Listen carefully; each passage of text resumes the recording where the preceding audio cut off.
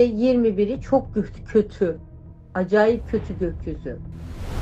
Ve ben bir daha söylüyorum. Z kuşağı çocuk olduğuna inanmıyorum.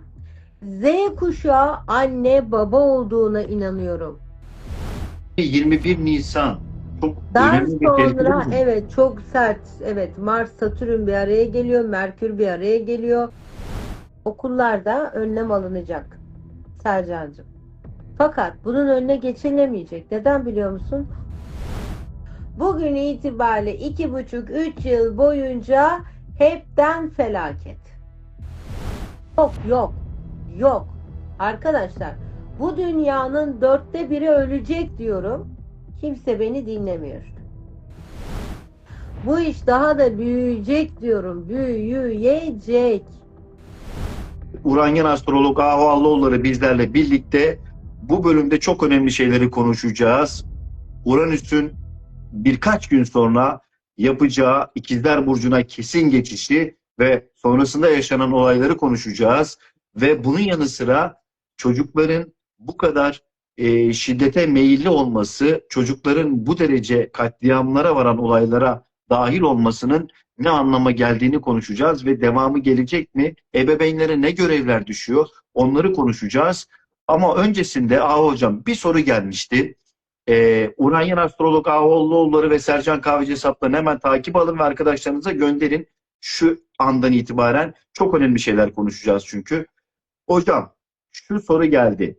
Ahu Hoca geçtiğimiz programlarda benim programımda söylemiştim. Yazın tatil yapılmayacak demişti. Beni şimdi bak arkadaşım Volkan Antalya'dan çağırıyor. Yazın tatile gelirsen gel diye. Ben şimdi Ahu Hoca'ya sormadan bir yere gidemeyeceğim herhalde. Şimdi işin şaka tarafı bir yana neden bunu söylediğini merak ediyor hocam. Bu arada biz seninle duydum biraz önce. Almanya falan dedim. Beraber gidelim. İnşallah. Almanya'da Almanya'da bir sürü öğrencim var. Bir sürü danışanım var. yazsınlar Nereden bak baksan Almanya'dan merhabalar. nereden baksan Almanya'nın yarısından çoğuna danışmanlık vermişimdir. Ondan sonra ve çok da öğrencim var. Orada Almanya'ya gidip seminer yapmak çok isterim. Evet, buradan ilgi Frankfurt'ta duyanlar varsa da DM'den yazsınlar hocam. evet Organizasyon yazsınlar. yapılabilir bu konuda. Farklı yerlerde de yapacağız inşallah. Bunu da Evet. söylüyorum. Avustralya'da falan da yaparız. Var orada. Kanguruların arasına gidebiliriz yani. Bir sürü var. Her yere gideriz hocam. Var Dortmund'a var. da bekliyoruz Sana demiş Ayşe Hanım. güzel var yani. Ayşe Dünya bir İkizoğlu, sürü. o da zaten bu şeylere çok ilgili kendisi. Evet, Oradan yapabiliriz da yani. belki bir şeyler Şimdi arkadaşlar organizasyonlar olabilir. Onları da bizlere iletirse seviniriz. Evet hocam. aynen. Neden bunu söyledin hocam? Yazın neden tatil yapmayacağız? Şimdi sizce gözükmüyor mu? Birincisi savaş şu an geçici bir süre durdu. Bu çok şiddetlenecek. Hazırlanın Uranüs ikizler. Özellikle de 16 Mayıs'tan sonra her şey cehennem havasına giriş yapacak. 16 Mayıs'tan sonra her şey cehennem havasına girecek. Gökyüzü o kadar serte düşüyor. Ve 16 Mayıs'tan sonra zaten Jüpiter'in Aslan'a geçmesi, ay düğümlerinin Aslan Kova aksına geçmesi, Uranüs bu ayın 26'sında ikizlere giriyor olması, zaten Şubat ayında Neptün ve Satürn'ün Koç burcuna girmiş olması zaten bizi böyle büyük bir gökyüzü şöleninin içerisindeyiz zaten. Ve bunların hepsi baba gezegenler. Yani öyle minnoş, normal gökyüzü işte Mars'a kadar olan gezegenler sürekli burç değiştirir. Ama bunlar biri bir yıl içi işte Jüpiter bir yılda bir burç değiştirir. Satürn 2,5 yılda burç değiştirir. Uranüs 7 yılda bir burç değiştirir. Neptün 14 yılda bir burç değiştirir. Ondan sonra bu hani ay düğümleri 18 ayda bir burç değiştirir. Şimdi bunlar baba gezegenlerin hepsinin bir sene içerisinde üst üste burç değiştirmesi yani inci kolye gibi düşün. Hepsinin bir araya gelmesi nadirdir. Ayın 20'si ve 21'i çok kötü. Acayip kötü gökyüzü. Mars'ta Satürn bir araya gelecek. Merkür onun yanına eşlik edecek. Bunların hepsi Koç'ta tutuluyor, geliyor. Tamam mı? İnanılmaz berbat bir gökyüzüyle burun burunayız. Bak, iyi olan gökyüzünü de söylüyoruz ama kötü olanı da söylüyoruz. Bu arada ben gerçekten kendi Türkçemden çok şüphe etmeye başladım. Acaba ben açık Türkçe konuşmuyor muyum diye. Çünkü ne söylesem altında bir mana karışıklığı aranmaya ya da insanların kara kalbinden kaynaklı mı ya da algıda seçicilik mi yapılıyor bilmiyorum. Ama çok öz konuşuyorum. Diyorum ki bak, bugün güzel bir gün. Ne zamana kadar? Sabah ezanı sabah ezanına kadar güzel bir gün. Dün geceliğin başladı. Bugün güzel bir gündü. Ama yarından sonra tufan başlar. Yani 20-21 Nisan çok Daha önemli ve tehlikeli bir sonra gün. evet, çok sert. Evet, Mars Satürn bir araya geliyor. Merkür bir araya geliyor. Yani bayağı sert bir gökyüzüyle biz burun burunayız. Nasıl bir Tamam etki mı? olacak? Yani her türlü felaketi bekle. İki tane büyük kötücül gezegen, bir de yanına Merkür giriyor işin içerisine. İnanılmaz bedbaht bir gökyüzüyle burun burunayız. Zaten Uranüs ikizler demek. Hayatımızla ilgili büyük büyük değişimler olacak demektir. Çocukların şu anki gençlerin şu an ikizler eğitimi de anlatır. Genç nesli de anlatır. Blue çağındaki çocukları da anlatır. Alın size, bakın Blue çağındaki çocuklar. Koç'ta dizilim oluyor. Alın size Koç. Çocuklar, erkek çocukları. Ben özellikle demedim mi Söylemiştin erkek hocam. çocuklarına dikkat edin diye? Dedik Evet. değil mi? Şimdi daha da dikkatli olacaksınız. Zannetmeyin ki bu kaldı böyle. Bakın, zannetmeyin. Ben bir daha size söylüyorum. Şimdi okullarda önlem alınacak. Sercancığım. Fakat bunun önüne geçilemeyecek. Neden biliyor musun? Okul dışına konu taşıyacak. Nasıl yani? Hatırlıyor musun? Yurt dışındaki olan, işte okullarda olan felaketlerle benzer olaylar bekliyorum gibi böyle kendi Evet, evet. aramızda sohbetler etmiştik. Amerika'da yaşanan olaylar gibi. Evet, şimdi onu okullarda şimdi böyle yapıyorlar ya tatlım. Şimdi bunu bir tık da daha öteye götürülecek. Yani okul dışına. Okul çıkış kapılarının oralara. Hocam engel olalım madem buna böyle şeyler Ama oldu. söyledik, seninle söyledik. O günde hatta demedik mi büyük para cezaları verilsin, o verilsin, bu, hatta sen de demedin mi yapılsın. Evet. Konuştuk. Kim bizi dinliyor Allah aşkına? Kim Aileler dinliyor? cezalandırılsın dedik. Evet, kim dinliyor? Seni beni kimse dinledi mi? Hadi benim çapım belli. Ama sen koskoca bir gazetecisin. Kim Estağfurullah. dinledi Allah aşkına? Kim dinliyor bizi? Anlatıyoruz. Yani Allah aşkına söylüyoruz, ikaz ediyoruz. Kim dinliyor ya? Ben gerçekten artık onun için biraz önce söyledim. Acaba ben Türkçem yeterli değil mi? Anlatamıyor muyum derdimi diye. Onun için bu sistem edişim. Bak, önceden söylüyorum. Ben ne dedim? Alın o çocukları dedim. Rehabilite edebilmek için askeri okullara koyun. Madem bu kadar içlerinde öfke var, o zaman vatan için, millet için eğitin dedim. Bu anne babalara da öyle bir para cezası verin, öyle bir para cezası verin ki hem devletin kasası şenlensin dedim. Hem de artık o çocuklar bu şekilde büyümesin dedim. En azından gelecek olan nesle önlem alalım dedim. Sen de bunu kendin söyledin bir baba Evet, olarak. doğru. Bizi kim dinledi Allah aşkına? Söyle bana, kim dinliyor? Bak şimdi diyorum ki bu iş daha da büyüyecek diyorum. Büyüyecek. Büyüyecek. Ve ben bir daha söylüyorum. Z kuşağı çocuk olduğuna inanmıyorum. Z kuşağı anne baba olduğuna inanıyorum. Ben de dahil olmak üzere bizler şöyle büyük bir hata yaptık. Cennete giden yol cehennem taşlarıyla döşenmiştir cümlesine düştük. İyilik yapalım derken kendi cehennemimizi hazırladık. Oturduk, dedik ki biz çektik, biz dayak yedik, biz şöyle olduk, biz yokluk çektik. Biz işte anne babalarımızın travmalarıyla büyüdük. Aman bizim çocuğumuz şunu görsün. Aman bizim çocuğumuz bunu görsün. Bizim zamanımızda şu yoktu, onu da deneyimlesin. Yok babamız burnumuzun ucunu dışarıya çıkartmaz da aman gitsin gezsin. Aman böyle olsun. İşte evlenince zaten hayatın zorluklarını yaşayacak. Aman şey etsin, aman bu etsin. Biz işte iş hayatında sürüm sürüm sürünerek belli bir yere geldik ya da gelemedik, içimizde ukde kaldı. Aman çocuğumuz okusun, yurt dışında okusun. Bakar mısın, moda gibi. Bütün herkes çocuğunu yurt dışında okutuyor, dikkatini çekerse. Evet. Aman şöyle olsun, aman böyle olsun. Aman çocuğum yurt dışında okusun, aman bilmem ne olsun dedik. İpin ucu kaçtı. Ben de dahilim bu işin içine bak.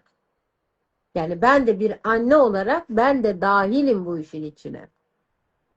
Ama hiç olmazsa ben suçumu kabul ediyorum kardeşim. Ve sonra ne yaptık? Kendi anne babalarımızdan görmüş olduğumuz gibi, Allah'tan ben o işi hiç yapmadım. Hala da yapmıyorum. Benim çocuğum yapmaz. Benim çocuğum muhteşemdir. Aa bak bunu yapar ama yalan söylemez. Bilmem ne yapmaz. Ya herkesin çocuğu her haltı yemeye muktedirdir. Şu kapıdan dışarıya çıktıktan sonra şu kapıdan dışarı çıktıktan sonra bu çocuk kendi imparatorluğunun sahibi olduğunu bildiği için bu kapının çıktıktan sonra ne halt yediğini hiçbir anne baba bilemez. Biliyorum da demesin bana. Bilemez. Nelerini görüyorum yani. Ama olur mu? Bizimkiler sümen altı etti. Hatta ne oldu? Haberlerde dinledik. Çocuk kaza yaptı, aldı yurt dışılarına kaçırıldı. Görmedik mi? Bunları yaşamadık mı? Demek ki Z kuşağı ebeveyn var. Z kuşağı çocuğu yok. Bu çocuğa tabağı tutarsan bu çocuk da o tabağı pisler kardeşim. Biz yanlış yaptık. Yanlış, yanlış. Yanlış bizde. Peki hocam, bu yanlıştan dönülebilir elbet ama hiçbir şey geç olmadan şimdi astrolojik olarak da Şu an baktığımız zaman büyüyen bu çocuklar 20 senenin çocukları. evet, Şimdi bir şey diyeceğim, başım derde girmek istemiyorum. Neyse biz zaman deme o dilimini zaman verelim. hocam boş ver. Seviyorum. Bunlar 20 senenin çocukları. Demek ki bu 20 senenin bu çocuklarının rehabilite edilmesi gerekiyor. Kız, erkek dahil. Son 20-25 yılın rehabilite edilmesi gereken bir nesli var. Ve bir de bu nesle oturdu, Covid dönemine denk geldi. Birçoğunun eğitimi bile sıfır. Yani hepsinin üniversite eğitimlerini toplasam benim ilkokul eğitimime denk geliyor. Peki gökyüzünde böyle bir şey var da ben mi sizden saklıyorum? Yok hocam, sen ne Yok, görüyorsan onu söylüyorsun. yok, yok, yok, yok. Hele şu son 3 yıldır, önümüzdeki şu 3 yıl, 2,5-3 yıl, bak bu lafı hiç unutma. Bugün ne ayın? 19 Nisan 2026 yılındayız şu an. Bugün 19 Nisan 2026. Bugün itibariyle 2,5-3 yıl boyunca hepten felaket. Ve hatırlarsanız ki her şekilde şu cümlenin altında da durdum. Hem bu yazın tatil beklemiyorum dedim. Hem de 2033 yılına kadar ne Türkiye Cumhuriyeti'ne ne de dünyada huzurun olduğunu görmüyorum dedim. 2033'ten 2044 yılına kadar da o açılan büyük yaraların dikimine başlayacağız. Yani tedaviye. Yani o 9 yılda öyle büyük bize bir yara açılacak ki dik dik bitmeyecek 9 yıl boyunca. 2044'ten sonra da nefes alacağız ama nasıl oraya geleceğiz orayı ben de bilmiyorum dedim. Evet. Ya yok yok yok. Arkadaşlar bu dünyanın 1/4'ü ölecek diyorum. Kimse beni dinlemiyor. Hocam, yeni bir salgın, virüs, bu tür şeyler de gelebilir mi? Şu an başladı. Herkes kemiklerim ağrıma diyor bana. Covid'in varyantları başlamış yine. Herkes hasta. Benim sınıfımdaki öğrencilerim hasta. Bak şimdi. Gökyüzü neyi veriyor? Şu anki gökyüzü neyi veriyor? Bir, kalple ilgili problemler çok artacak. İki, kan kanseri. Üç, kan boğulmasından ölmeler. Bak, kan kanseri, kan boğulmasından ölmeler. Bağırsak kanseri, bağırsak problemleri, kolitler. Ondan sonra prostat kanseri, rahim kanseri. Kanser vakaları pırnakıl ama özellikle buralar. Beyine pıhtı atmak, felç geçirmek. Korkunç. Lenf bezleri. Lenf bezleri korkunç. Uranüs ikizler akciğerler demektir. Akciğerler, solunum yolları enfeksiyonları ya da bu yukarılardan atılan ilaçlardan kaynaklı daha değişik hastalıklar.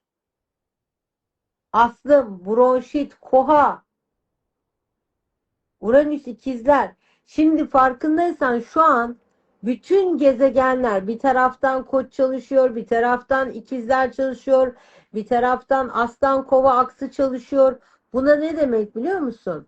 Bütün organlarımızla ilgili her türlü rahatsızlığa felaket açıldık demek. Çünkü Koç Sonumuz baş hayır olsun. bölgesiyle ilgili konuları anlatıyor. Uranüs nefes almak ve akciğer ve bütün ikili organlarımızı anlatıyor. Ondan sonra Aslan bizim kalbimizi, en başta kalbimizi anlatıyor. Ondan sonra o da yine gözlerimizle ilgili konuları anlatıyor. Ateşlenmelerle ilgili anlatıyor. Tekraren Kova'ya geldiğimizde Kova bizim belle dizlerimizin arasındaki kalça kemiklerimiz, lenf bezlerimiz, baldırlarımız, bacak aralarımızla ilgili problemleri anlatıyor. Şimdi bakar mısın? Ya vücudumuzun her tarafı, bak, bölgesel medikal astrolojiyle ilişkilendirerek konuşuyorum. Bir de bunların antisyası ve kor antisyasını da düşünürsen, yani bu ayak tırnağımdan başımın teline kadar ki bütün enstrümanlı vücudumla ilgili, insan vücuduyla ilgili, her türlü organla ilgili, ama böyle küçük değil, doz büyük. Hı hı. Yani öyle anlatayım ben size. Ve burada astroloji bilenler benim ne demek istediğimi çok iyi anlıyor. Bilmeyenler de şunu diye, hani şunu demesin diye özellikle söylüyorum. Ya hocam, vücudumuzda hangi organ kaldı? Hayatım, zaten bütün burçlar, 12 burç da ayyuka kalktığı için ayak tırnağımızdan saçımızın ucuna kadar ki bütün hepsi hareketlendi. Onun için özellikle böyle yırtınıp duruyorum. Evet. Hocam çok hiç bölmek istemiyorum aslında. Çok önemli şeyler anlatıyorsun. Burada izleyicilerimize de buradan bir kez daha kalem malem düştü yani. Şaşırdım şu anda. Çünkü ben size Şoka şunu girdim yani söyleyeyim. hocam. Ben bu Ben kadar size beklemiyordum yani senin ben size anlattıklarını. şunu söyleyeyim. Bütün meslektaşlarım, işinde duayen olan, bütün kodaman, işinde duayen olan ve bütün kodaman meslektaşlarım şu lafı söylediler. Dediler ki, anın zaman tadını çıkart. Evet, ben hep onu söylüyorum hocam. Ben valla 20 Anın, 20 yıldır anın, aynı şeyi söylüyorum. Yani anın. insanlar diyor yok para biriktirin, şunu yapın, bunu yapın. Hayır kardeşim. Varsa harcayın paranızı, gezin, tozun, eğlenin. Kendi sağlığınıza dikkat edin. Gerisi hikaye ya. Sağlıktan öte bir şey yok ya. Onu almışsın, onu yapmışsın, onu vurmuşsun, onu yapmışsın. Hikaye bunlar. Sağlık, sağlık, sağlık ve paranız varsa gezip tozun. Başka bir şey yapmayın. Sercan Kahveci ve Uranyen astrolog Ahu Allıoğulları'nı da takip etmeyi unutmayın. Ahu Allıoğulları'nı nerede görmek istiyorsanız bana DM'den yazın. Orayla ilgili de size önümüzdeki günlerde organizasyonlar yapabiliriz diye, yüz yüze görüşmeler yapabiliriz diye düşünüyorum. Evet, yazın bizler böyle yan yana gelelim hep beraber. Ondan sonra Sercancığım güzel bir organizasyon Evet, düzenlesin. Biz oturalım hep beraber. Siz sorun, ben cevaplayayım. Böyle bir ambiyans yaratalım, evet. öyle bir şey olabilir, yaparız hocam. Büyük İzleyicilerimiz de keyif yazsınlar. alırım. Büyük de Evet, keyif alırım, güzel haberin. olur. Ben yüz yüze sorulara cevap vermek daha da güzel olur diye düşünüyorum. Hocam şimdi çok önemli şeyler konuştuk. Aslında bu biraz soru cevap şeklinde gittiği için daha da güzel oluyor. Yani nokta atışlar yapıyorsun yine her zaman olduğu gibi. İzmir'e bekleriz demişler. Öyle sözde bekleriz yok. Yazın nereye, nasıl, ne şekilde, hangi gün, hangi ay Yazın, e, yazın, yazın. yazın. Hepiniz yazın. DM'den de yazın. Bekleriz demekle Bana değil olmuyor. ya, Sercan'a yazın. Sonra Evet, bana yazıyorsunuz. Ben onları bana yazın. DM'dekileri okumuyorum. Lütfen mümkünse Sercan'a yazın. Yazın, evet yazın. Evet. Ben ilgileneceğiz mutlaka. Organizasyon işi Sercan'dadır. Bende değil, ben anlamam. Ben Evet onunla hocam. ilgilenmem. Zaten yazın tatilde yapamayacağız dedi daha hocam. Bakalım inşallah. Evet, Önümüzdeki haftada yapamayacağız. muhtemelen bir yayın yaparız zaten. Ona Evet, göre söyleriz. Şimdi evet. hocam şey de merak edenler var çok. İşte bu şeyleri zaten aslında çocukların şeylerini neler yaşanacağına dair bir takım bilgiler, ipuçları verdin ama ebeveynler nelere dikkat etmeli konusunda biraz daha parantez açabilir miyiz? Yani çocuklarını nasıl korumalılar, ne yapmalılar? Bunlarla ilgili bir şey Sercan'cığım, var mı? şimdi evet, şöyle bir şey söyleyeceğim. Benim kendi çocuğum da var, 22 yaşında ve biz bugün mesela Allah birbirimize hepsine girdik. bağışlasın hepsine. Ya bak, Evet. bugün biz birbirimize girdik. Tamam mı? Kayış koptu çünkü. Kayış kopan 22-23 yaşında bir çocuğun artık kayışı koptu. Tamam, biz bu kere bunu bir kabul edelim. Ben ettim kendi adıma. Ben neyi bekliyorum? Sistemin onu taka taka taka taka tokatlamasını bekliyorum. Orada anneliği o zaman yapacağım. Çünkü hem uygulamalı hem sözel her türlü şey yapmış. Önüne koymuşum.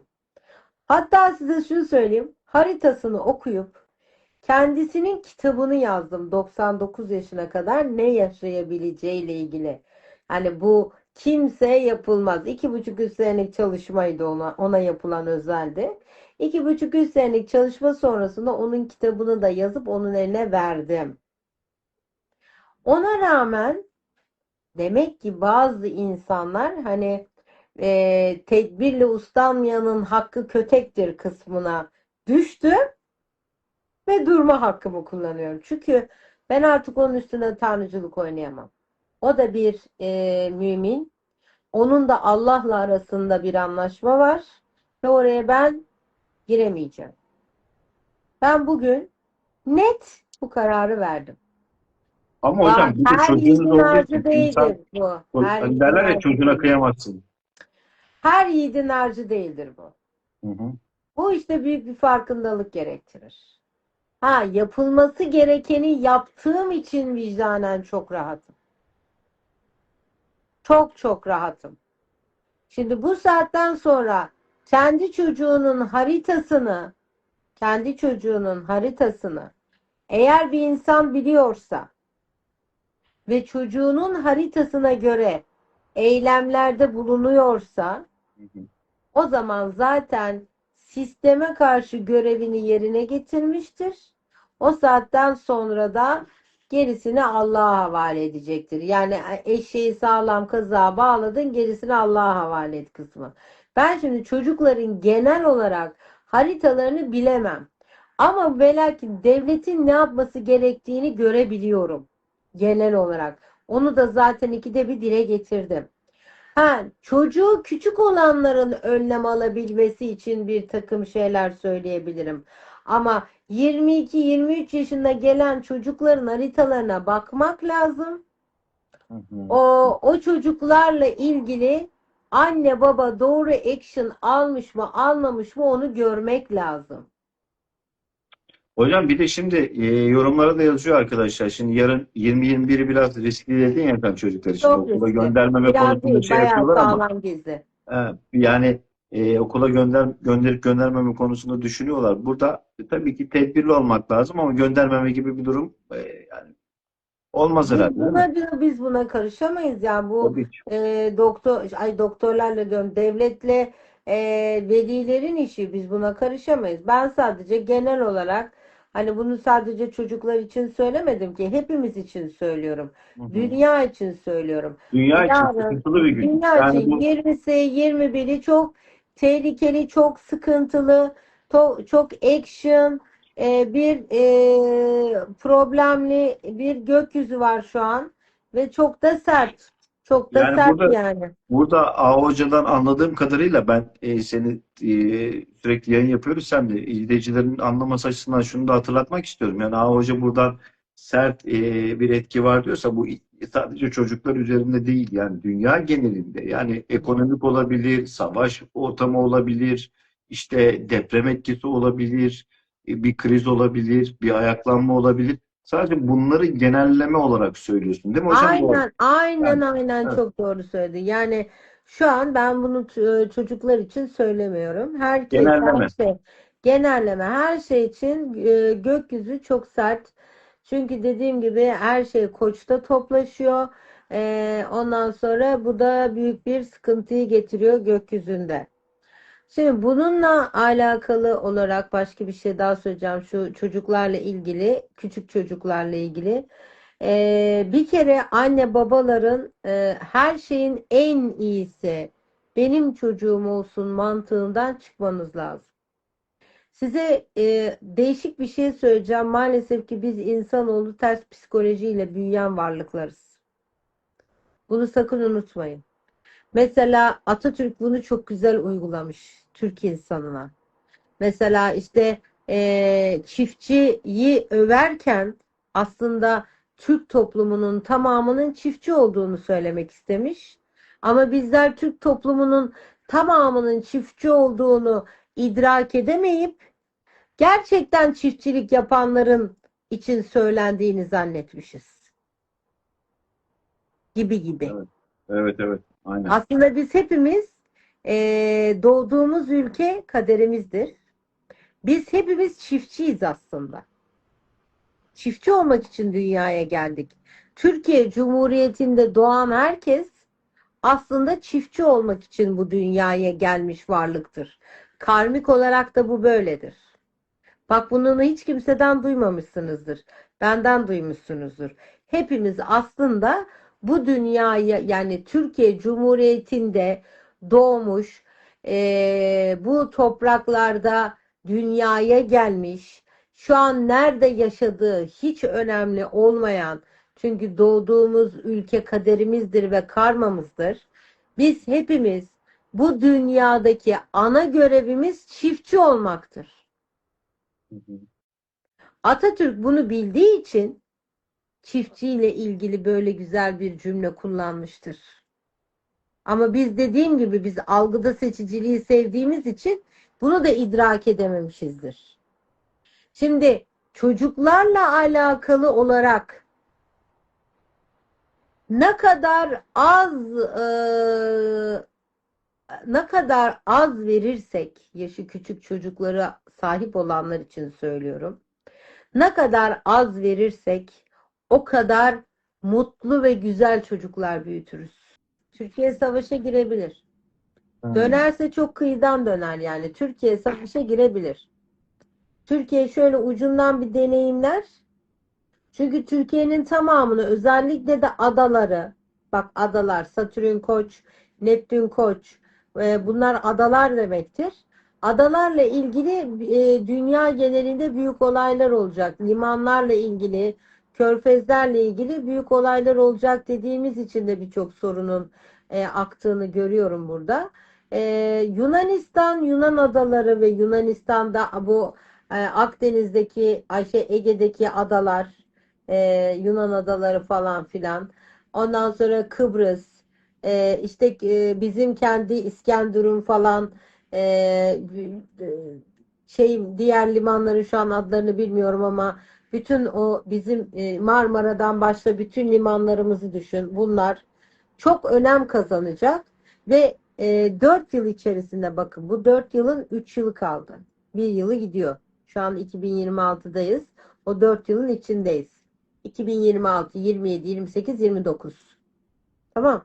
Bu 4 yıl içerisinde deniz harp okulları ile ilgili, deniz harp ile ilgili çok büyük teknolojikten tut da askeri olarak çok büyük yaptırımlar, çok büyümeler, dünya çapındaki en ünlü denizcileri belki de Barbaros Hayrettin Paşa gibi düşün. Ondan sonra bizler yetiştireceğiz. Ve ben de diyorum ki bak şu an diyorum işte böyle şiddete meyilli ipi kopuk çocuklar mı var? Al abi bunları topla. Koy birini karaya, koy birini denize, koy birini uçağa, koy birini MİT'e. Anladın mı? Koy hepsini dağıt. Askeriye deli gibi, fişek gibi bunlar asker olur. Haritada gördüğüm için söylüyorum. Fişek gibi asker olur. Çünkü deniz harp okulları çok revaşa geçecek. Çok güçlenecek bizim. Biz gemide çok güzel yapacağız. Denizaltıda çok güzel yapacağız. Bak Uranüs ikizlerde mesela bundan önce Uranüs ikizlerdeyken Çanakkale'de işte Dünya Savaşı'ndan kalma bir mayına bir denizaltımız çarpmış ve o zaman bir sürü 39 da galiba askerimiz ölmüş mesela o dönemlerde. İşte Japonya'ya atılan bombaların ilk yapımı başlanmış yine Uranüs yine o ikizler döneminde. Ondan sonra Türkiye'nin 3 tane ayrı yerinde büyük depremler olmuş yine Uranüs ikizler bölgesinde. Ben şu an deprem bekliyor muyum? Evet bekliyorum. Ama asıl büyük yıkıcı depremi 2027 yılında bekliyorum. 2028, 29, 30 buralarda kabuslar bekliyorum. Hocam, Yani kabus ya, bekliyorum. hocam Kabus. bitirelim bence. Tamam, ben rahat uyuyamayacağım. Hayatım şöyle düşün. Şaka bir Sen de, yana hocam. Şaka ben bir sana yana. şöyle E, düşün. Bir dakika bir şey söyleyeceğim. söyle Sen hocam. bunu bilsen de yaşayacaksın. Öyle Doğru mu? hocam. Ama en azından bilirsen ki ben Tedbir mesela alma imkanın olacak. tedbir alırsın. Arkadaş ne yaparsın? Gidersin alırsın bir tane denizden uzakta bir toprak. Bu bir yatırım tavsiyesi değildir bu arada. Gidersin alırsın imarlı bir toprak. Gidersin adamlarla anlaşırsın. Tek katlı yapıştırırsın oraya prefabrik bir ev. Zaten Karman'da da şey var. Sen söyle adını. Çiftçilik var.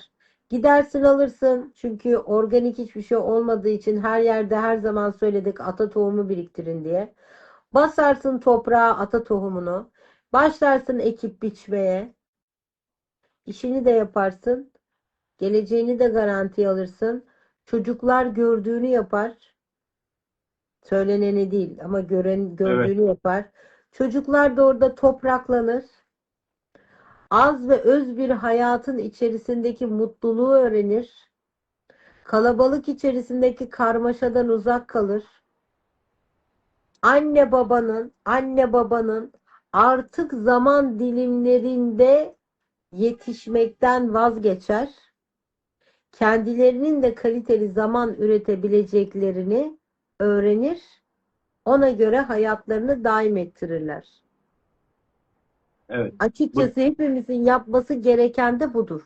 evet. Hocam bu tavsiyelerinle yayını sonlandıralım artık. Ama çok önemli sorulara da bir dahaki yayında. Bu arada selamlar gönderilsin şu anda. Bir de Uranyen Astrolog Ahu Allıoğulları ve Sercan Kahveci hesaplarını şimdi şu an itibariyle takip edin. Yayını sonlandırmadan lütfen. Şimdi takip edin hemen. Şu anda bekliyorum. Altınla Ee, gümüşü soruyorlar tatlım gördüm. Evet hocam, onları da artık bir dahaki yayının şey olsun, başlığı olsun. Önümüzdeki hafta yine beraberiz zaten. Ve hafta içi de yapabiliriz yayın. Çünkü yarın ve diğer gün önemli dedin. Sonrasında 26'sında Uranüs İkizler geçişi var. O geçiş günü belki yayın yapabiliriz. Uranüs Müsaitlik durum. ikizlere beraber mi girelim 7 yıllık döngüye diyorsun? Evet hocam, yapabiliriz. Eğer hayırlı olacaksa olsun hocam yani. O yayında hayırlar gelecekse güzel bir yayın Önümüzdeki olur 7 inşallah. yılı diyorsun. Önümüzdeki 7 yılı açalım. Mühürleyelim ve Evet. kapatalım mı diyorsun? Çok, çünkü 23 Nisan Çarşamba, 24 Perşembe, 25 Cuma, 26 Cumartesi geliyor herhalde. Cumartesi gecesi Uranüs ikizlere geçiyor. Artık 7 yıl nasıl bir geçiş olacak? Onu hep beraber göreceğiz. Evet arkadaşlar, takipleri sürdürün. Ama Sercan ben şimdi Kahveci ve sana Aha deprem Allah'ım. olasılıklarının yerini söyleyeyim mi? Neyi At- hocam? deprem olasılıklarının yerini söyleyeyim mi? Hararet yaptım adama, hararet. Adamın Vallahi suyu hocam bitti, ya. hararet yaptım. Su bitti. Vallahi su bitti hocam. Artık birkaç dakika daha söyleyebilirsen söyle. Ondan sonrası tufan yani. Bir şey söyleyeyim mi? Senin şu surat ifaden beni acayip eğlendiriyor. Yemin ediyorum. Eyvallah. Bak ben böyle olaylarda aşırı derecede tahrik oluyorum. Daha da doz arttırıp söyleyesin gelen. Hocam yani güler yüzlü olmak güzel bir şey her zaman için. Yani Ay, sinirinden gülüyorum sonuçta sanki. Ay bu hayatı sanki ben yaşamıyorum. Herkes bana diyor ki niye iyi bir şey söylüyor? Ya arkadaş ben başka dünyada mı yaşıyorum? Kardeşim ben de sizinle aynı dünyada. evet, evet, evet. İşte her şeye Ötekinden rağmen hoş geldin. hazırlıklı olmakta fayda var. Sonuçta gaybı Allah bilir ve onun önüne de geçemeyiz hiçbir zaman. Bunda Şey sadece var ya bizimkiler şarkı öngörü, gibi. Deliyim öngörü gözü ve kara deriyim. Yakarım romaları da yakarım. vallahi hocam öyle diyorsun. Şimdi Şimdi evet. arkadaşlar depremle ilgili yerleri söyleyeceğim. Bir dakika ya Sercan beni o kadar güldürdü ki vallahi yemin ediyorum. Bu Hay arada Allah. takiplerini sürdürün. Sercan Kahveci. Bu da YouTube çıkışta belki yarına yetişebilir. YouTube çıkışa da hemen bildirimlerinizi açın. Sercan Kahveci ile çıkışta. Yorumları oraya da bekliyoruz. Evet hocam. Bekle şekerim dur benim coğrafyam berbattır harita yetişeceğim önüme. O Geç. zaman takibi sürdürün arkadaşlar. Serkan Bey'in öpüsü geldi demişler. Serkan Bey'in gelmiş olabilir ama Sercan Bey'in gelmedi henüz. Serkan kim bilmiyorum. Serkan kim ya? Bana çok Serkan diyorlar hocam. Ben yanlış mı söylüyorum ismimi bilmiyorum. Ha, Beni ulan. söylüyorlar. Ama Sercan benim ismim arkadaşlar. Onu söyleyelim bir kez daha. Vallahi ben size şikayet ediyorum Sercan'ı. Şimdi bak biraz da dedikodu yapıyorum size. İyi hocam kaç oldu? Sercan'ın şimdi EE'si geldi bu bir. İkincisi arkadaşlar bir tane ay Türkiye haritasını şey yapamadım. İkincisi Sercan dedi hocam seni şu an şu saatte şimdi 5 dakika metrodan indim metroya bindim. Yemin ederim en önemli olayımız. Bir de tünele girdim konusu vardı ya Türk'ün üzerindeyiz. Ha, hocam yok ya vallahi çok yoğun bu aralar. Çok yoğun günler geçiriyoruz. Ben biliyorum İnşallah bak ben söylüyorum Türkiye haritası şehirler. Nur Özel'e selamlar olsun. Herkes güzel bir güler yüzlü olsa sizin gibi demiş. Olmalı bence. Herkes güler yüzlü olmalı. Her ne kadar kötü şeyler yaşansa da. Gülmek ve iletişim çok önemli.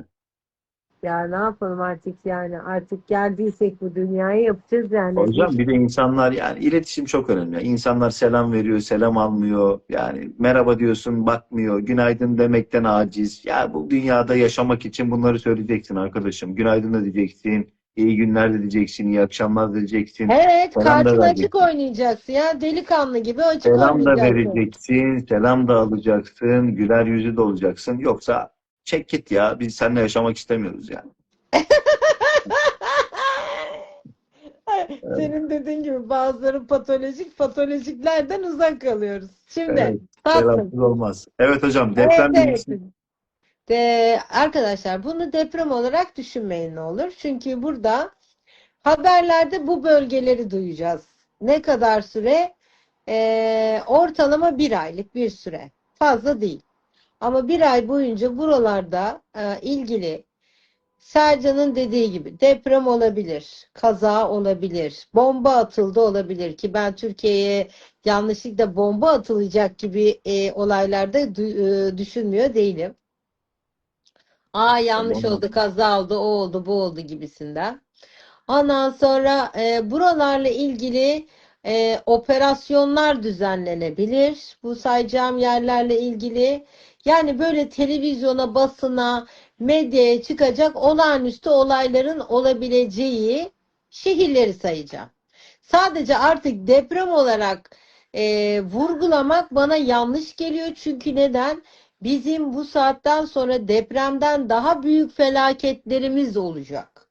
Ne gibi? İşte sokakta yürürken kafana yıldırım çarpması ölmen gibi. Yani depremi de mum gibi mum takıp arayacağız. Nasıl ben dedim Covid'i mum takıp arayacağız. Depremi de mum takıp arayacağız. Obruklara, göçüklere, kaymalara, heyelanlara çok dikkat edin. Erozyonlara çok dikkat edin. Bu saatten sonrası çünkü biz doğa artık insanoğluna savaş açtı. Bunu bir kabul etmek zorundayız. Şimdi sayacağım şehirler, tamam mı? Çok topun ağzında. 1. Artvin, Rize, Ardahan, Erzurum, Bayburt, Trabzon'un doğu tarafı, Iğdır, Kars, Ağrı, Van, Hakkari, Şırnak, Siirt, Bitlis, Muş, Mardin, Diyarbakır, Bingöl, Elazığ, Tunceli. Buralar sıkıntılı. Ama bunlar sadece yer sarsıntısı olarak değil mi hocam? Farklı olaylar da yaşanabilir bu illerde.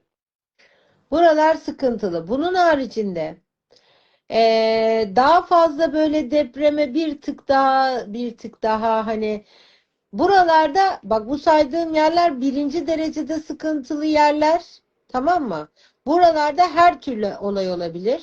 Ama şimdi sayacağım yerlerde de sarsıntı tadında şeyler olabilir. Ne gibi?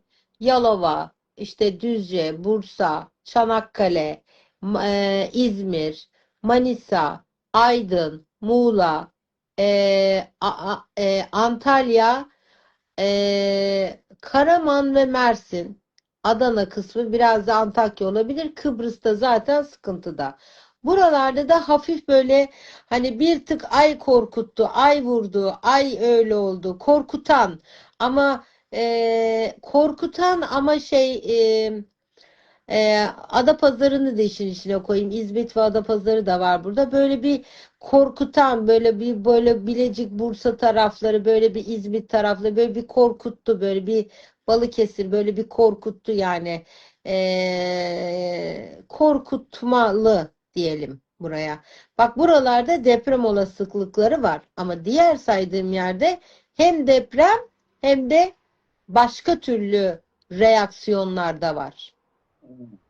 Hani biraz Olabilir. Her türlü toplumsal şeyler de olabilir. batı tarafındaki saydığım yerler öyle anlatalım. Türkiye Cumhuriyeti'nin batı tarafında saydığım yerler deprem olasılığına çok açık. Doğu tarafında saydığım yerler hem deprem olayına açık, hem işte tepesine bomba düştü, operasyon yapıldı, kaza oldu, bela oldu, doğal afet oldu gibi her türlü konuya açık. Anlatabildim mi? Evet hocam, evet, anladık. Yani tam olarak ikinci kısımda tam deprem etkisinin yüksek olduğu yerler, ama ilk kısımda dediğin gibi farklı toplumsal olaylar da olabilir, farklı krizli yer de olabilir, deprem de olabilir. Bunu da Bodrum öğrenmiş falan olduk. var tabii ki. Bu arada diyorlar ki Sercan'ın morali iyicene gitti. Yok hocam, Allah'ın dediği olur. Sonuçta hepimiz teslimiyet içerisinde yaşıyoruz. Nasıl bir döneme denk gelmiş demişler Hatice Hanımlar. Böyle bir döneme denk geldik. Yapacak bir şey yok. Herkes olumlu düşünsün. Herkes iyi düşünsün. İyi olalım, güzel olalım. İnsanları sevelim, hayvanları sevelim. Herkesi sevelim ki biz de sevilelim ve iyi olmaktan hiçbir zaman zarar gelmeyeceğini de bilelim. Bu kadar. Kesinlikle. Bak Çok rica kötü ederim. olmak çok zor, iyi Evet, olmak çok kolay. Ama aynen öyle. biz insanoğlu biraz önce de dediğim gibi ters psikolojiyle çalışan tipler Tam tersi olduğumuz. söyleyin. Kötü olmak aslında kolay hocam. İyi olmak zor. Hayır. Bence iyi olmak zor. Bak kötü olmak çok Kötü zor. olursun. Birine kızarsın, nefret edersin, bir şey yaparsın, kötü olursun. Ama iyi, herkes kalben Kötü iyi olamaz. olmak. Aşkım bak bu bir ters psikolojidir. Jung ve Freud'u oku. Jung ve Freud'u Hocam, oku. kötülüğü bilmediğimiz için biz sadece tek üzerinden gidiyoruz. İyi olmakla ilgili. Jung ve Freud'u da oku. Ondan sonra ve bütün peygamberlerin, hatta Mevlana'nın, Evet. Hallacı Mansur'un, ondan sonra Erzurumlu Hakkı'nın bütün o kitaplarını oku. Astrolog olmak o kadar kolay değil. Bunların hepsini okuduk yani. Bak hocam. Ondan sonra Ben o yüzden bunların olamadım hocam. Yani okumadım. bunların tamamını okuduğunda, işte İnsan-ı Kamil kitaplarını falan okuduğunda özde şu çıkıyor. İyi olmak çok kolay, kötü olmak çok zor.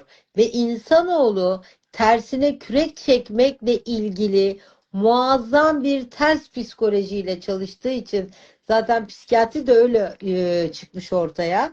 Jung ve Freud psikiyatrinin babaları biliyorsun. Çıktı yani. Adamların yaptığı binlerce ve binlerce araştırmadan sonra onlar bile bunu koymuşlar. Gerçekten söylüyorum. İyi olmak çok kolay, kötü olmak çok zor ama biz zor olanı yapmayı seviyoruz. Zoru çok sevdiğimiz için imkansız olan her insan için çaba sarf ediyoruz. Evet hocam, teşekkür ediyoruz. Yarın çocukları okula gönderir miyiz demişler. Gönderin arkadaşlar. Bu çocuklarla ilgili sadece kıyaslı bir şey değil. Genel anlamda hoca bir rapor analiz etti. Bir öngörü analizi vardı. Yani çocuklarla ilgili bir sıkıntı yok. Normal, hiçbir şey yapmayın. Normal gününüzü yaşayın ama tedbirli. Her zaman o. Aslında her gün bu şekilde yaşayın. Tedbirli yaşayın. Hocanın altını çizmek istediği şey buydu. Bunu da söyleyelim bir kez daha. Yazın tatilini niçin yapmayacağını söylemedi. Yapabilirsiniz. Bakarız duruma göre. Daha o günlere çok var. Vallahi yemin Pardon hocam, sen burada mıydın? Sen buradaydın hocam. Ben seni yoksun diye. Senin arkandan sayıyormuş gibi yaptım biraz. Siz tatil de yapabilirsiniz. Hiç problem değil. Ama şu var. Ne zaman yapacağınız konusunda hocam bir takım şeyler söyledi. Öngörülerde bulundu. Allah herkese tatil yapmayı nasip takılın ya, etsin gidin inşallah. Allah aşkına Maldivlere gidin ama bacak arası terliklerinizi giyin böyle parmak arası Herkes Hiç iyi, imkan yok diyeyim dedim. iyi bir tatil Çirkinsiyim olsun. ben. Güzel kapatalım dedik hocam. Böyle esprili bir kapatma olsun. Herkese Arkadaşlar tırmayın Selçuk'a gidin tatile. Adamcağızım var. herkese kucak dolusu sevgilerimizi gönderelim. Hocam ağzına sağlık vermiş olduğum bilgiler için. Umarım herkes de tedbiri elden bırakmasın. Demiş olduğumuz gibi aslında iyilik her şeyin önüne geçecektir. Bunu da söyleyelim. Çıkışta görüşmek üzere. Sercan Kahveci ile çıkışta bir kez daha bu yayını pazartesi ve salı yayınlayabiliriz. Onu da söyleyelim. Çıkışa abone olun, zaten bildirimlerinizi açtığınızda göreceksiniz. Hocama da selamlar olsun. Hocam görüşmek üzere. Hoşça kal. Görüşmek üzere. Allah'a emanet ol. Çok güldürdün Herkes, beni. Allah da seni güldürsün. Görüşürüz. amin cümlemiz. Herkes kendine çok iyi baksın. Hoşça kalın.